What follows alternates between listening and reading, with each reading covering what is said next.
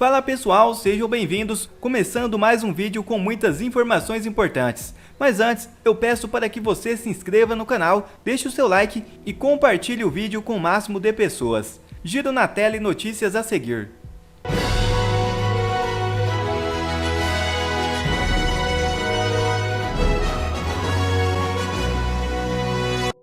TSE pede a artistas informações sobre cachê em evento. Decisão do ministro Benedito Gonçalves mantém nome sob sigilos. Ainda no processo eleitoral de 2022, Bolsonaro denunciou a chapa de Lula de abuso de poder econômico. Veja o vídeo. Bom, e o Tribunal Superior Eleitoral pediu informações a 14 artistas que participaram do showmício de Lula na campanha eleitoral em 2022. O ministro do TSE, Benedito Gonçalves, pede que eles informem a estimativa de cachê para se apresentarem ao vivo no evento. Na ocasião, participaram do show realizado em São Paulo artistas como Gilberto Gil, Caetano Veloso, Chico Buarque e Daniela Mercury. No entanto, a lista de artistas está sob sigilo. Segundo a decisão do dia 4 de setembro, o prazo para juntar as informações é de 5 dias, com multa diária de R$1.000 em caso de descumprimento. A ação foi ajuizada pelo ex-presidente Jair Bolsonaro e sua coligação ainda durante a campanha eleitoral, sob a alegação de que Lula praticou abuso de poder econômico ao se valer de evento de alto custo, considerando o cachê potencial dos artistas e influenciadores e de uso indevido dos meios de comunicação. Lacombe, eu lembro até no ano passado o caso da cantora Daniela Mercury, que participou de um showmício no Dia do Trabalho, dia 1º de maio, no ano passado, em que ela chegou inclusive a pedir voto para o Lula e falou: quem não votar no Lula vai votar contra os trabalhadores, contra os artistas, contra o país. E esse evento custou R$100 mil no ano passado. E ela chegou a dizer que estava lá pelo coração, né? Esse protesto, esse evento do PT em 1º de maio do ano passado, até citei outro dia aqui no Sem Filtro, porque passei ali na hora, desavisado, mas não fez a menor diferença, porque tinha muito, como o 7 de setembro agora, tinha muito pouca gente. E naquele evento, ali 1º de maio, obviamente houve campanha eleitoral antecipada. A Daniela Mercury recebeu um cachê que depois que denunciaram a história, ela falou: não vou cobrar cachê, mas esse cachê ele seria pago por emendas parlamentares de vereadores do município de São Paulo. Então ali, obviamente, houve campanha eleitoral antecipada. Agora, sinceramente, só vão investigar se houve showmício ou se não teve showmício, de que maneira esse showmício, porque não é permitido pela lei eleitoral o showmício, né? Como é que os cachês foram pagos. Mas, sinceramente, a questão toda é que o TSE ele organiza as eleições, ele faz a operação de toda a votação, ele faz a totalização dos votos e ele se investiga se houver algum problema. Então, peraí, a gente teve uma eleição absolutamente desequilibrada, a gente vai lembrar, né? Aquela edição estranha do Lula, não podia falar que o Lula era amigo do Maduro, não podia falar que o Lula era amigo do Ortega, não podia falar que o Lula gosta da ideia de liberar aborto, que o Lula gosta da ideia de liberação de droga, nada disso a gente poderia falar, né? A ligação do Lula com todos os ditadores, a defesa do desencarceramento e tal. Então a gente teve um Lula fraudado com o apoio do TSE e isso para o TSE não faz a menor diferença. Então tudo bem, mas sinceramente, Benedito, mas será o Benedito? Vai investigar? Ah, sim, ele vai condenar a campanha do Lula, por abuso de poder. Vamos ver. Pois é, Ana, o TSE então pediu informações a 14 artistas aí que participaram do showmício do Lula na campanha eleitoral de 2022. Será que vai ter algum desfecho? Paula, só para confirmar, essa ação ela foi ajuizada aí pelo presidente Bolsonaro ainda em 2022, né? Sim. Sim. E só agora, setembro de 2023, que tem uma resposta. A resposta estava vindo a nado, né? É impressionante a celeridade que a justiça aplica quando é o outro lado, quando é preciso calar o presidente Bolsonaro. Você tem 48 horas para explicar isso, né? Como ouvimos isso durante 4 anos? Você tem 72 horas para se explicar diante disso, daquilo, inclusive diante de prerrogativas que eram exclusivas do Executivo. Mas aí, quando uma ação é ajuizada pelo outro lado, o lado que não faz parte desse sistema porco, para não dizer o mínimo, aparelhado, aí vem a nado. 7, 8, 9, 10 meses, não tem problema nenhum. Até hoje, não custa falarmos, né? Ninguém pediu para o ministro Barroso explicar, ninguém deu 48 horas. Cadê o Congresso pedindo? Ministro Barroso, o senhor tem 72 horas para explicar o que é derrotamos o bolsonarismo, senhor ministro. O senhor precisa explicar isso. O senhor estava num palanque político. O senhor não tem voto. O senhor não representa o povo. Não tem isso, né? Passamos 4 anos ouvindo o senhor tem 48 horas, 72 horas, e agora tudo demora uma eternidade. É por isso que a gente não pode desanimar, porque a gente sabe que o sistema que está sendo aplicado no Brasil é um sistema injusto para um lado.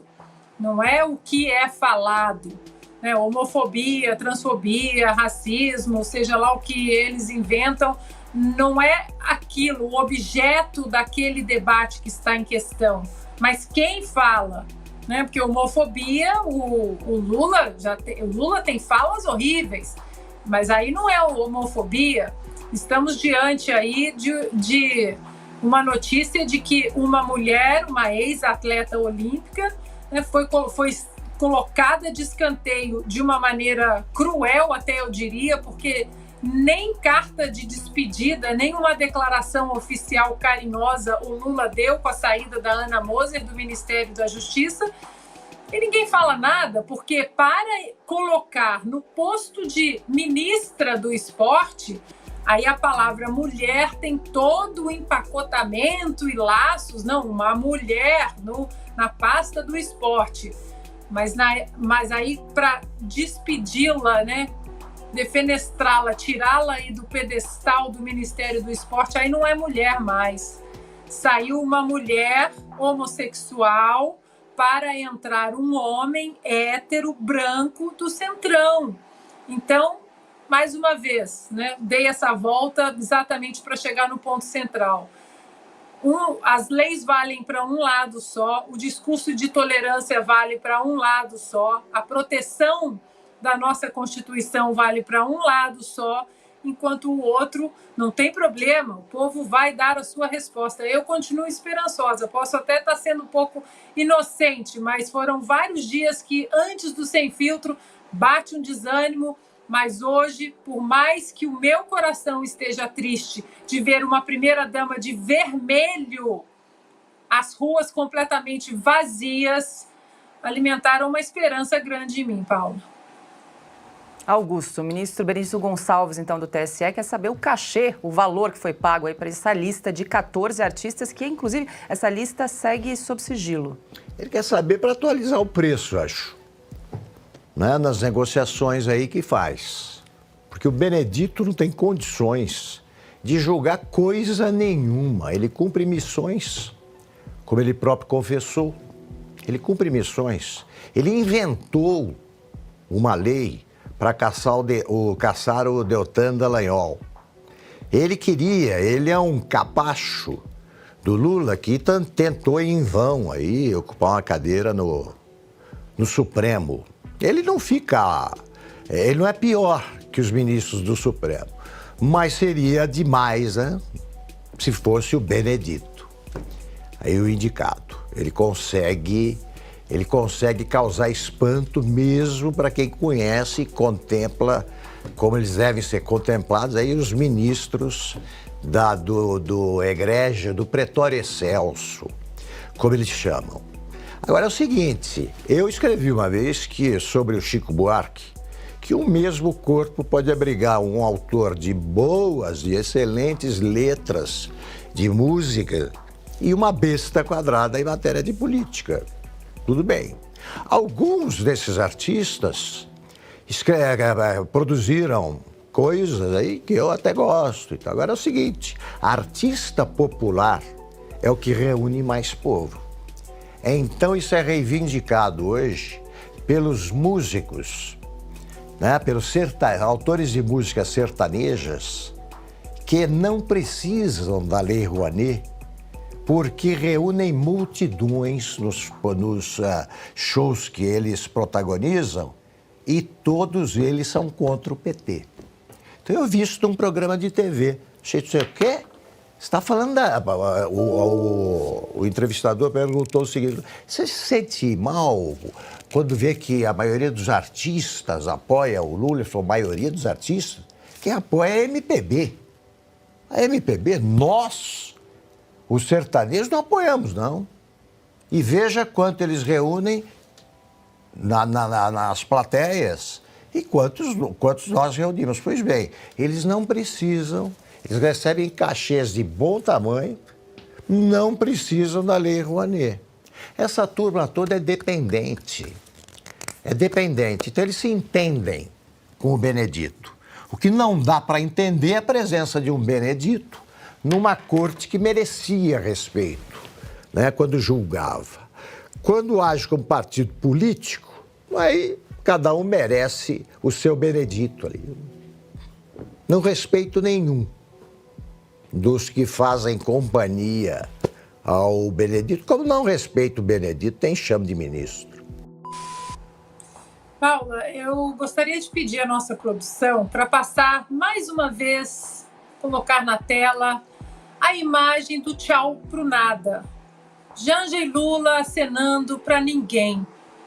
Absolutamente ninguém. Sabe por que essa imagem ela é histórica? Ela não é só histórica para o povo que deu a resposta hoje com o silêncio das ruas, não. Porque na calada da noite, Paula, lá com a cabecinha no travesseiro, a Janja não vai tirar essa imagem da cabecinha deslumbrada dela. Porque ela pode querer cama de 50 mil, sofá de 60 mil, mesa de 200 mil. Eles podem pedir aviões novos, eles podem colocar mais ministérios aí para agrupar a quantidade de parasitas que eles carregam em torno deles. Mas ali de cima do carro onde ela estava, essa imagem, eu tenho certeza que ela não vai esquecer. Ela vai fechar os olhos e vai pensar: não tinha ninguém. Não tinha ninguém. Nós falamos para ninguém.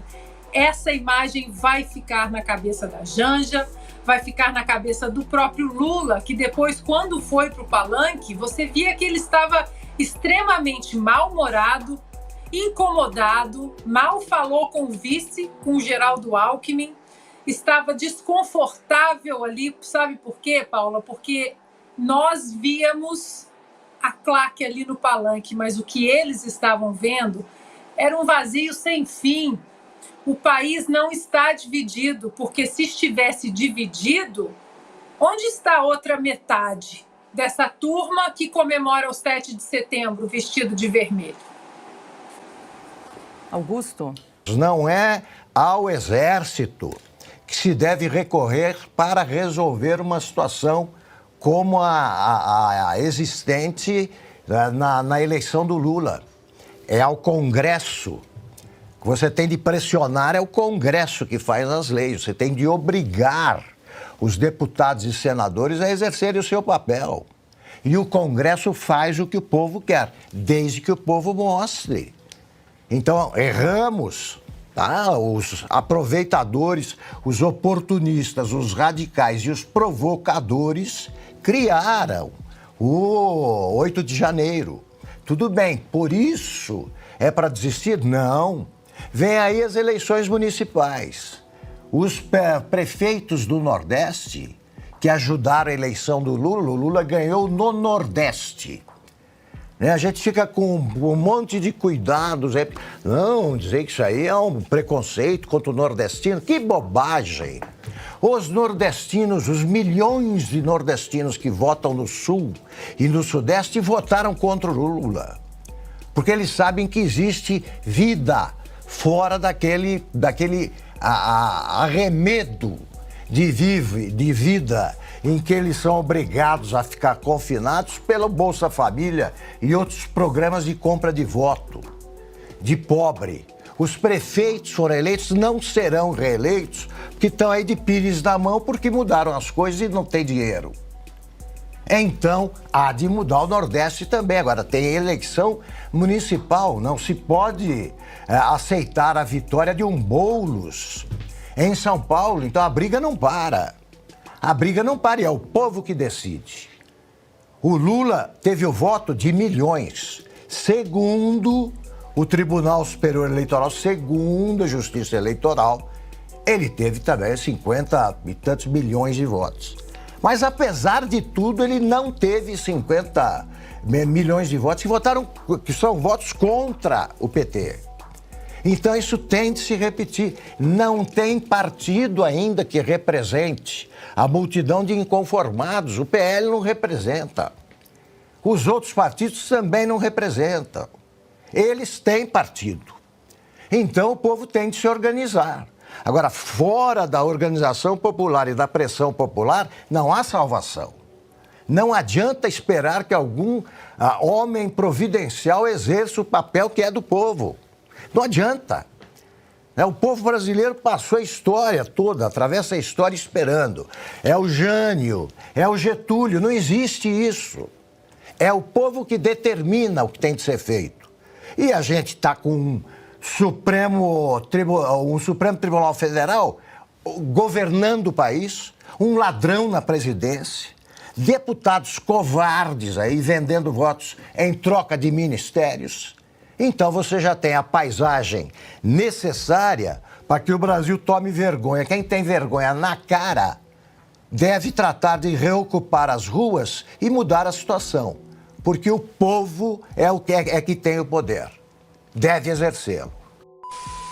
Já outra notícia na tela. Urgente. Moraes determina a soltura de ex-segurança de Bolsonaro, com restrições. É isso mesmo. Max Guilherme, policial militar que prestou serviços de segurança ao ex-presidente Jair Bolsonaro, será liberado nesta quinta-feira. A informação foi confirmada pelo advogado de defesa de Max, Ademar Gonzaga. O ministro Alexandre de Moraes, do Supremo Tribunal Federal, tomou a decisão de soltar Max na quarta-feira, com uma condição: ele deverá usar tornozeleira eletrônica. Bom, quer receber mais conteúdos como esse? Então inscreva-se agora mesmo no canal, deixe o seu like e compartilhe o vídeo com o máximo de pessoas. Assim você vai estar me ajudando demais. Fico por aqui, um forte abraço e que Deus abençoe a todos. Brasil acima de tudo e Deus acima de todos.